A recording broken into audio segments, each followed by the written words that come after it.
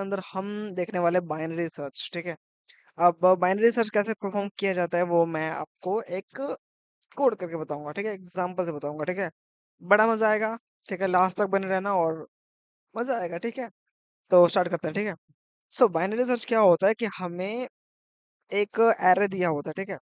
एक एरे दिया होता है, उसके अंदर से हम पहले स्टार्टिंग पॉइंट फाइंड करते हैं और उसके बाद लास्ट इंडेक्स फाइंड करते हैं और एक मिड फाइंड करते हैं। मिड मिड इसलिए फाइंड करते हैं कि भाई अगर हमने कोई नंबर दिया, कोई रैंडम नंबर दिया कि भाई ये फाइंड करो, अगर उस एरे के अंदर मिड मिड से अगर छोटा हो तो वो बड़े वाले में फाइंड करेगा, बिकॉज ऑब्वियसली यार, अगर मिड से छोटा है नंबर तो पीछे वाले नंबर से फाइंड करने की जरूरत नहीं है, इसलिए आगे के नंबर।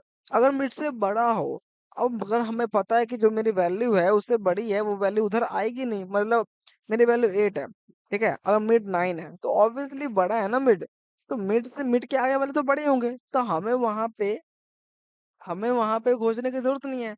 हमें वहां पे ढूंढने का थोड़ा ना कि भाई हाँ भाई 9 है तो हम 10 ढूंढने की, 11 ढूंढने की, क्यों? बिकॉज मुझे पता है कि भाई मेरी वैल्यू 8 है तो मैं 9 से नीचे वाले तक ही ढूंढूंगा ना। सो दिस इज मिड, ठीक है। अब मैं एक एग्जांपल ले रहा हूँ यहाँ पे कि मैंने सबसे पहले class class binary number, okay, ये कर लिया। उसके बाद पीएसवीडी मतलब पब्लिक स्टैटिक वर्ड में पब्लिक स्टैटिक वॉइड में I N main function string, ठीक है। और ये हो गया आर्ग्स आर्गुमेंट, एंड ये हमने यहाँ पे आ गया, ठीक है। अब हम यहाँ पे एक रैंडम सा एरर बनाएंगे, मतलब एरर नहीं, array array end number equal to, लेकिन इसमें खासियत ये है ना कि इसके अंदर जितने भी नंबर होंगे वो या तो असेंडिंग ऑर्डर में होने चाहिए या तो डिसेंडिंग ऑर्डर में, ठीक है। तो मैं एग्जांपल लेता हूँ असेंडिंग ऑर्डर का। 1 2 3 4 5 6 7 8 9।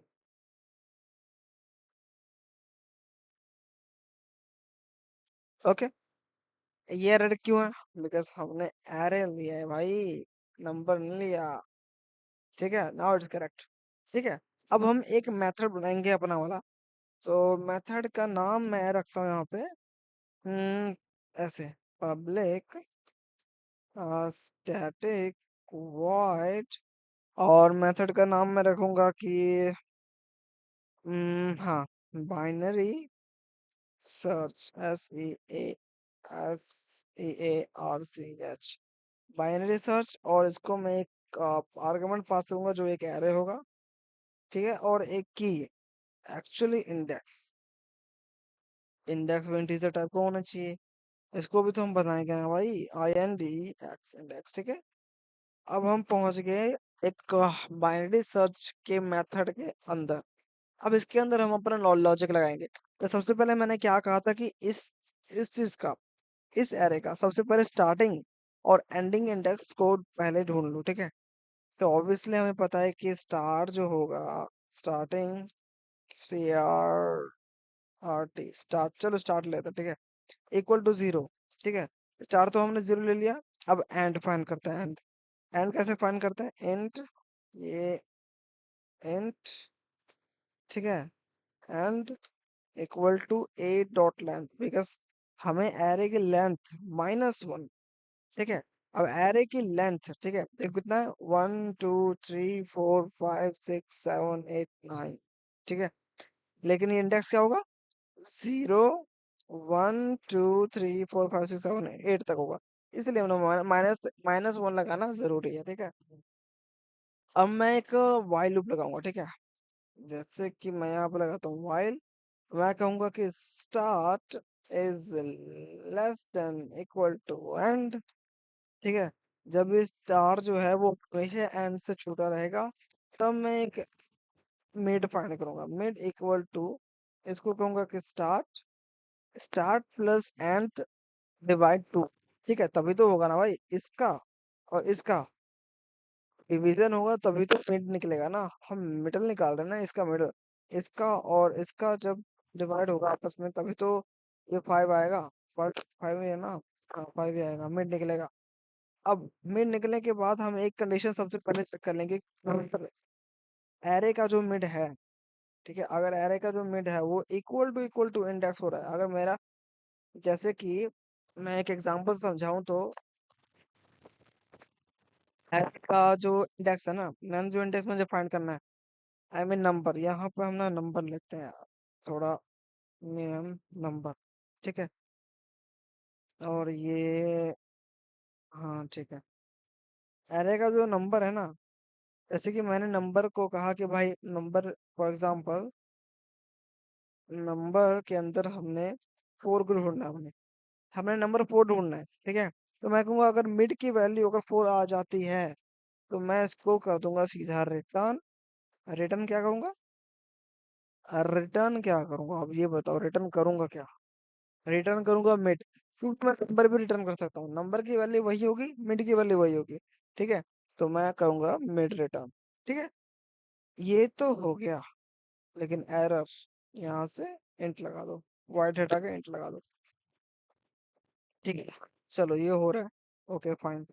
मैं एक और कंडीशन लगाऊं यहाँ पे कि इफ बाई चांस इफ ए का जो मिड है अगर वो लेस देन हुआ नंबर से, ऑब्वियसली जो, जैसे कि फॉर एग्जांपल 5 है मिड इसका, अगर मेरा नंबर पे मैंने फाइंड किया वो 4 है, ठीक है, मुझे फाइंड करना है, मुझे ढूंढना है 4, ठीक है, लेकिन मिड की वैल्यू तो 5 है, इफ एक एक एरे का जो मिड है ना वो लेस देन नंबर हो, ठीक है, लेस देन नंबर हो, ठीक है, फॉर एग्जांपल मैं 3 को लेता हूँ, ठीक है, लेस देन नंबर हो, नंबर से छोटा हो यहाँ पर, ठीक है, तो हमें, मुझे पता है कि भाई 3 छोटा है, मेरे नंबर से जो मैं फाइंड करना चाहता हूँ, तो मैं इधर क्यों जाऊंगा भाई, क्योंकि मुझे पता है 2 छोटा ही होगा, इसलिए मैं आगे की तरफ मूव करूंगा कि आगे वाले नंबर को फाइंड करते हैं, ठीक है,